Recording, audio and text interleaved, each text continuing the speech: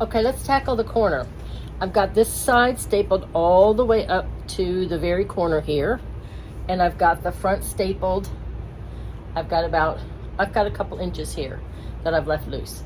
So I'm going to be doing a very straight forward pleat that just comes straight down like this, but I want it to be super neat. And like right here, there's wrinkles in it, and there's a little pucker. I don't like that.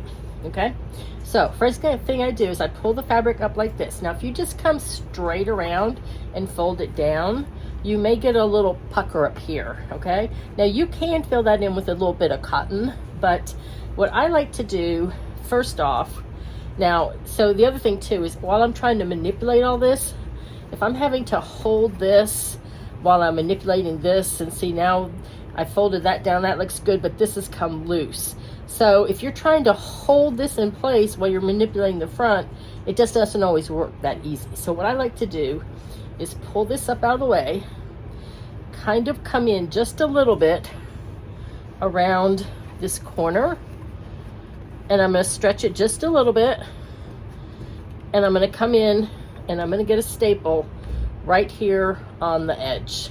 Okay, get this situated just a tad bit. Okay, I want to get that wrinkle out of there, and I'm going to come in here and get a staple in right on this corner here.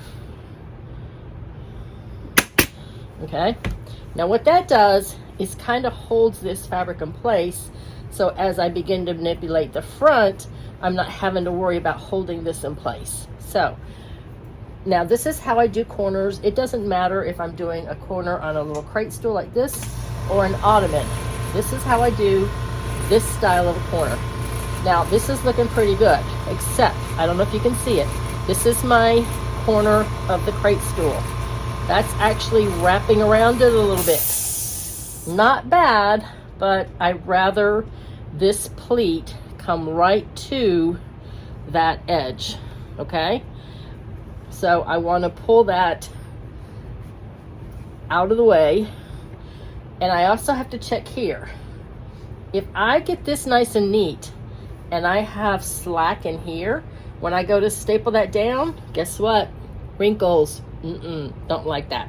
The only way to get rid of the slack on the front here is to come into the side here, pinch it a little more, and pull this out straight. See how that got rid of all that slack? Everything's nice and neat. You're going to tuck that up in there. Okay, this is coming right down on the edge. That's how I like it. So if I get this just right, I'd come in here and get a staple here and then get the rest of it stapled. Now this fabric is pretty thin. Okay, it's a cotton twill. If you have thicker fabrics, you may want to cut out some of this bulk in here. You may want to just come in here with your scissors and get some of this cut away. You want to be super careful when you're cutting this, that you're not cutting into this part of the fabric. Okay, you also want to make sure that you still have enough that's folding over. Okay, so you can see as we come down like this, this tends to want to poof out a little. Once I have this cut now, I'm going to come in here and I'm going to get another staple in over here just to kind of help hold this corner down nice and flat. Okay, and then I can come back over here, get this tucked in, get this nice and tight on the front. This is right on my corner. Come in here, get a staple, and it didn't hit the wood.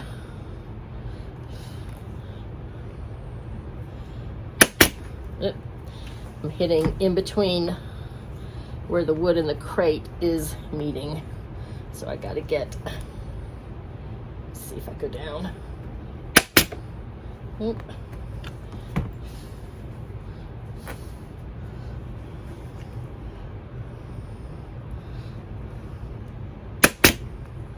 There, we got it. Okay, now I can come back here and get the rest of these staples in. And staple down the rest of this. All nice and neat. No wrinkles, nice straight corner. It's going to come right down. Once I get all this trimmed away, this pleat will line up with the edge of the wood. Okay, I'm going to do the rest of the corners, get the fabric trimmed, and then the fabric will be all done.